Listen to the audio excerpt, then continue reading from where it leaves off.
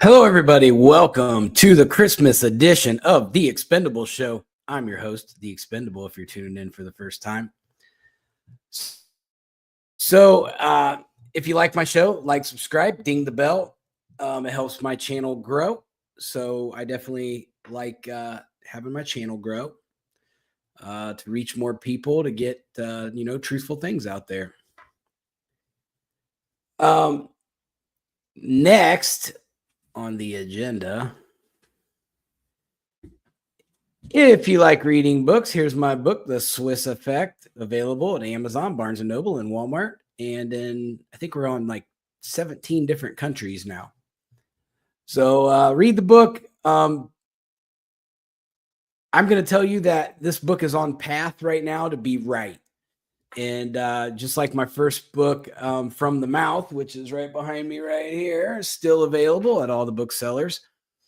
That book ended up being right. So if you want to get ahead of the curve to find out what's going on in this world, this is about a year-long investigation that I did on why things in this world are happening the way that they do. Like I said, this book's starting to play out in real time as being right.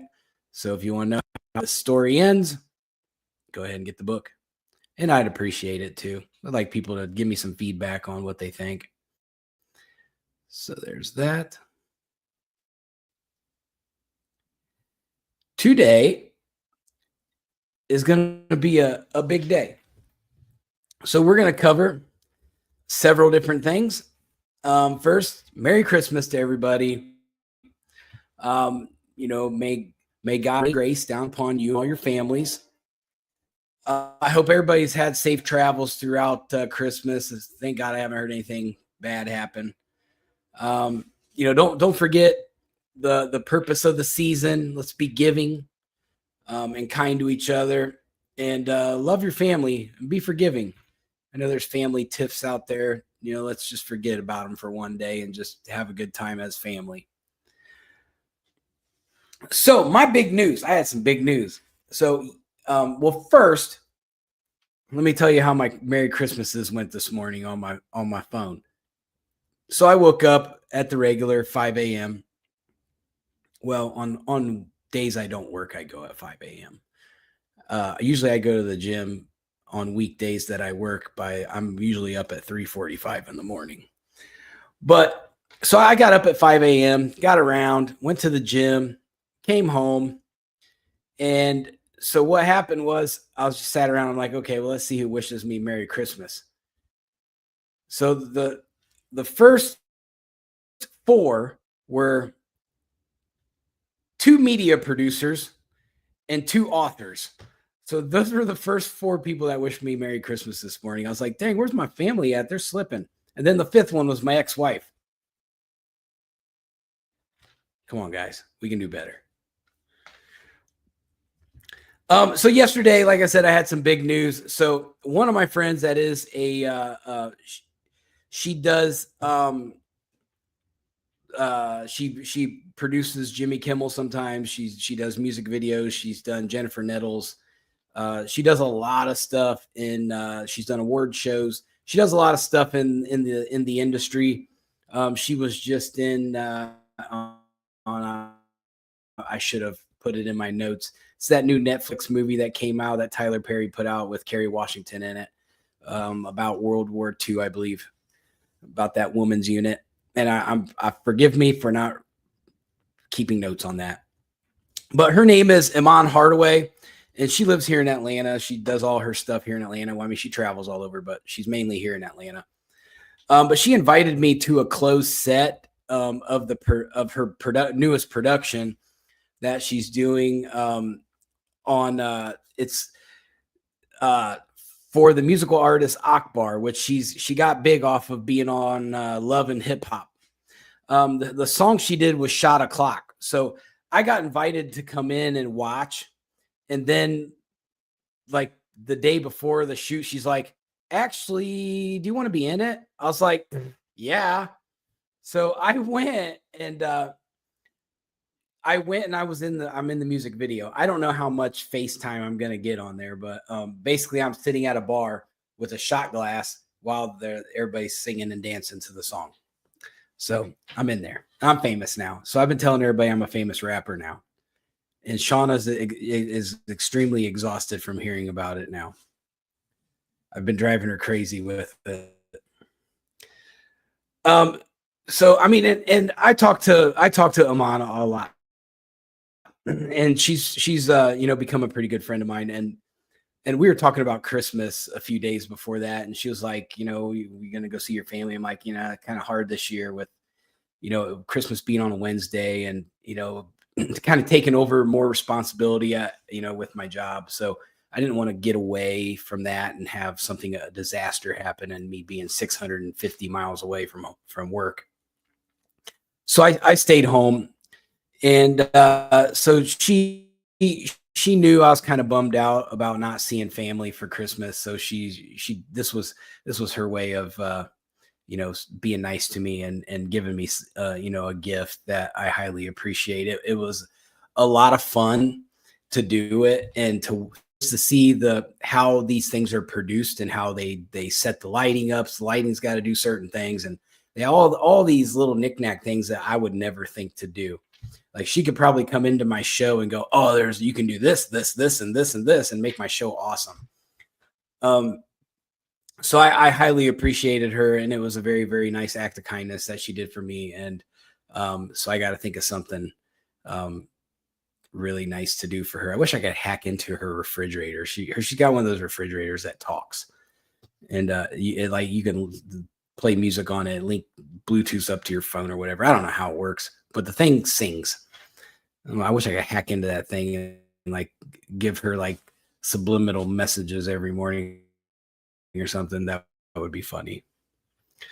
But one thing that, seeing her on set, I got to see what someone, she has a lot of drive, and she has really built her name up in the industry. And I was very impressed with how much control she has over the set, the crew, the extras, the talent. And I would say that Akbar too. I didn't know what to expect. You hear all stories about celebrities that are just extremely rude to people. So I didn't really have a high expectation for that. And man, and she's in this shares herself like she's worth $1 million.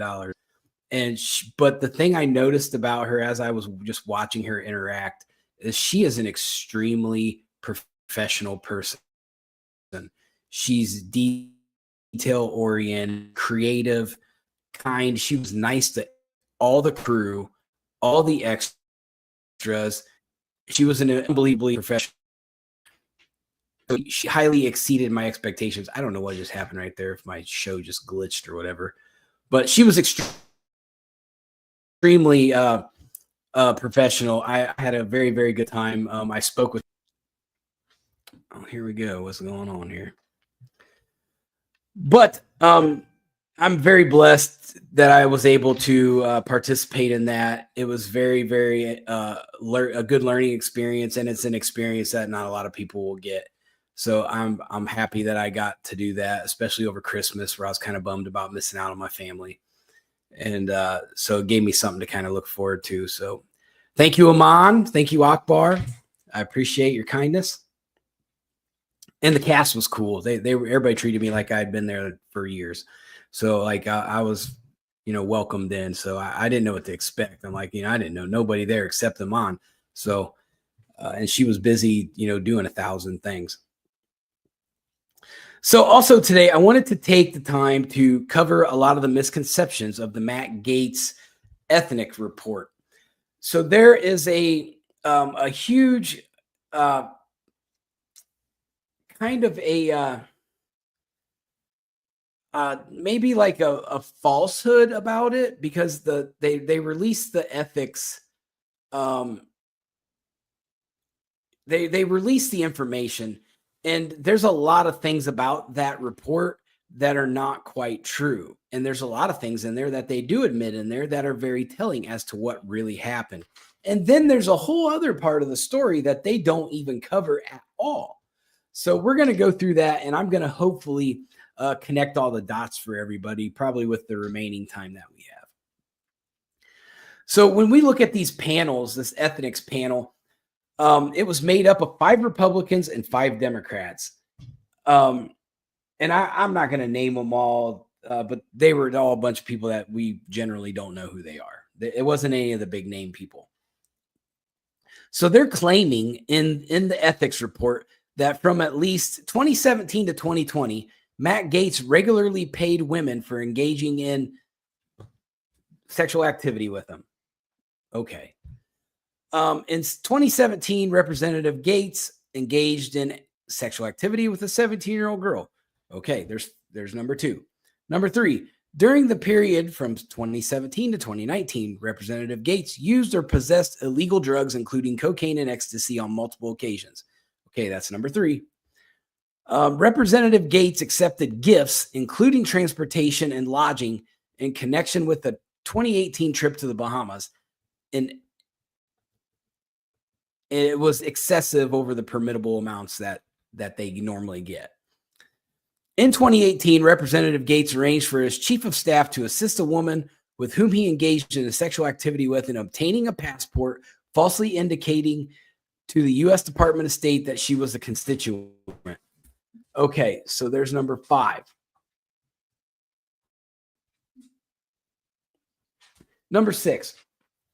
Representative Gaetz knowingly and willfully sought to impede and obstruct the committee's investigation of his conduct. And number 7, Representative Gaetz has acted in a manner that reflects discreditability upon the House. So those are the 7 things that they're claiming that Matt Gaetz is guilty of. Now they're claiming at the end of the report that he was found to be unlawful on either a federal level under the statutes in Florida or both. So keep that in mind as we go through this. So Gaetz was generally, according to the report, he was uncooperative during the investigation. I don't think that's a secret. He basically did not want to cooperate with anything anybody was doing, which is fine. The victims gave statements to the Department of Justice, not the committee. So that's something that is going to come into play. So the committee decided to use the reports from the Department of Justice instead of talking to the victims. Well, the Department of Justice decided we're not cooperating with your request, and due to an internal policy that would not allow for them to participate in hearings involving a sitting uncharged is the key word. This is an investigation that they did on ethics. It's not a criminal investigation. So that when the DOJ took the statements, they found nothing illegal about the statements. And then they said, well, he's not being charged with anything. We're not handing over any information. They basically told him, go get it yourself. So then in February of 2023, the Department of Justice stated that Gaetz would not be criminally charged by them. So that's pretty much going to throw out all the federal accusations right there. So they didn't find anything credible or anything that really would justify putting this in front of a grand jury. They didn't even put it in front of a grand jury. So in June of 2024, the committee dropped several of the allegations as part of their investigation because their case was falling apart. The committee also asked for all documents and testimony from Gaetz' associate, Joel Greenberg. Now, Joel Greenberg is a major player in this whole scheme of things. So Joel Greenberg is supposed to be an associate of Matt Gaetz. They've done a lot of things together. But the Department of Justice did not turn those over. The committee determined that they would not rely solely on Greenberg as he poses several credibility issues. Okay, so they have just admitted that Greenberg is not credible. So the committee sent several subpoenas to the Department of Justice to get investigative info on Gaetz. Once again, The DOJ said, we are not participating in your ethics investigation. It's not a criminal matter. On November 24th, Gaetz resigned from the Senate to accept the nomination to be Trump's attorney general. Shortly thereafter, he resigned from that, making him a private citizen. So generally, when that happens, the ethics committee loses jurisdiction.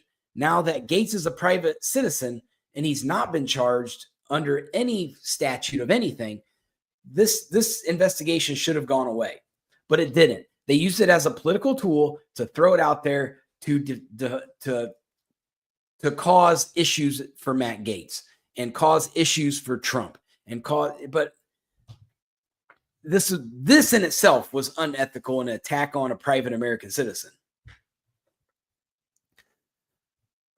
So Greenberg was sentenced to 11 years in prison for crimes that he committed while he was the county tax collector for Seminole County in Florida. So here we go. They're building their case off of Joel Greenberg, who has a lot of issues. Why they're buying into that, I don't know. So in 2017, Gaetz attended a party held by lobbyist Christopher Dorworth. He's significant too. So he's a lobbyist, which lobbyists, I usually don't like them. Greenberg used seekingarrangements.com to get young women to attend the party. Now, I have researched seekingarrangements.com. I kind of have an idea of how this whole thing works. Basically, there's girls on there. They are only looking for people with 6-digit incomes, people who have money, and it's basically like an escort service. So Gaetz was found to not have his own Seeking account. Gaetz did not have one. Greenberg talked about Gaetz and drugs and all that, but there was no physical evidence that showed that Gaetz partook in any drugs. There were no pictures that showed him doing drugs, nothing. So that's kind of like a unprovable thing. You can't prove the guy was doing drugs when you can't prove it. There's nothing there. One encounter, the victim stated that she coerced Gaetz to give money for college tuition help. So that discredits one witness right there, where she's basically like trying to trap him into giving money. In August of 2024, Dorworth sued one of the victims that settled out of court. The suit was a defamation suit that the victim had lied about he and Gaetz. So there you go. There's victim number 2, was a liar, and then ended up settling out of court. The committee then claimed Gaetz was in violation of several federal and state laws, but no charges were ever filed. So he's not in violation of anything. You know, generally in cases like this, it's not very hard to at least get an indictment, especially in sex cases where they have the rape shield laws in place. And basically all it takes is statements to get an indictment. So then great patriot Candace Owens, she looked into this in depth and found some very, very disturbing information. So she did a very, very thorough investigation and connected all these dots that the Department of Justice were going to find did know about. So Greenberg's family is wealthy from, they have like a chain of like dentist offices all over the place. So Greenberg has this reputation all over Florida as being a rich, spoiled kid, and he behaves like it. Greenberg went to prison because he got caught up into a crypto scam. So this guy's just got problem after problem after problem all the time. He's not a very good person to build your life around. So then people knew that Greenberg was a problem child, and he was running for this tax commissioner job. And there's a guy named Brian Butte, and Brian Butte ran against Greenberg, and he was a school teacher for this Seminole tax collector job. And so Greenberg made a bunch of fake profiles on several different social media accounts and wrote letters to the school board stating that Butte was sexually inappropriate with students, like making up all these lies to try to make him look bad so he could win. Greenberg was arrested then for stalking Butte. So this dude just continues to get arrested and doing, he acts like a 2-bit mobster kind of. That's what his behavior is kind of like. So then during this arrest, police confiscated his phone and found several things on there that ended up bringing up more felony charges, including messages between Greenberg and this so-called 17-year-old girl. They found that Greenberg spent up to almost $70,000 on prostitutes. Greenberg also made a state ID and a driver's license for that specific 17-year-old girl to make her of legal age. So he was then charged by the Department of Justice with sex trafficking of a minor along with other charges. So this guy's just got stacking them up. Greenberg's lawyers contacted Attorney General at the time, Bill Barr. We all know how much Bill Barr is just a big sellout. So basically, his attorneys called him up and said, hey, we've got information on a sitting senator. So they had the secret hearing about it.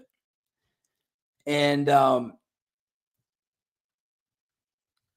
then what? There's a whole line of this story. So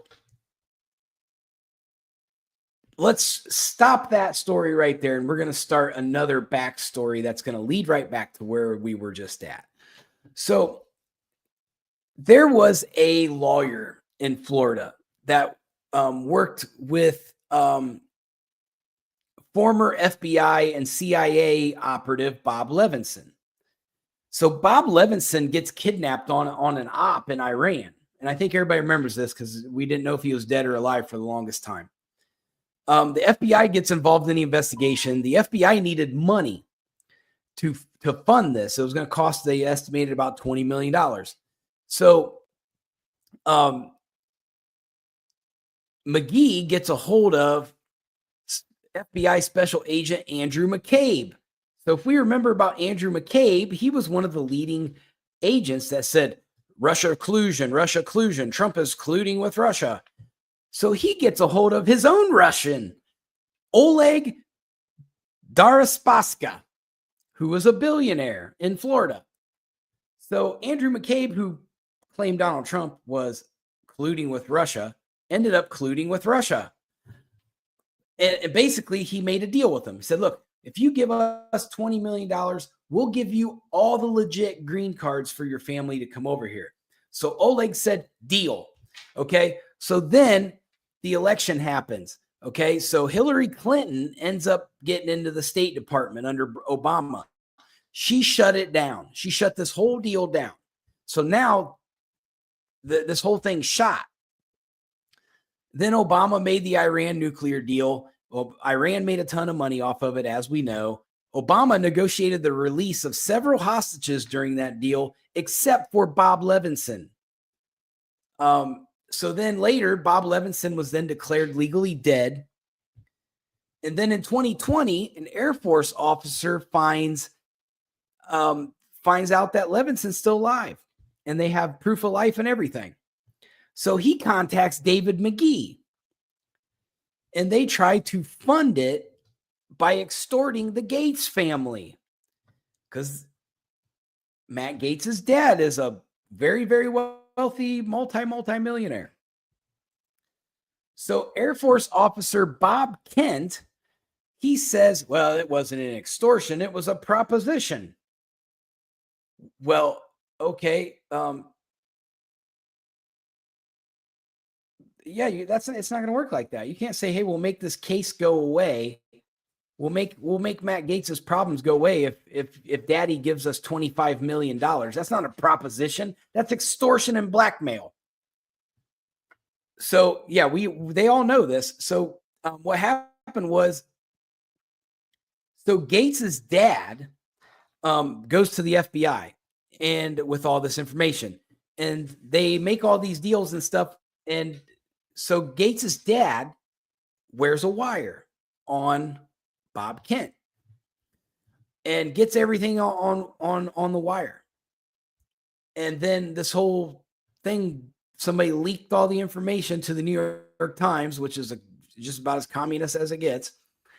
And this story ran, and it was too late to turn it off. So they didn't get the money, and they didn't get Levinson.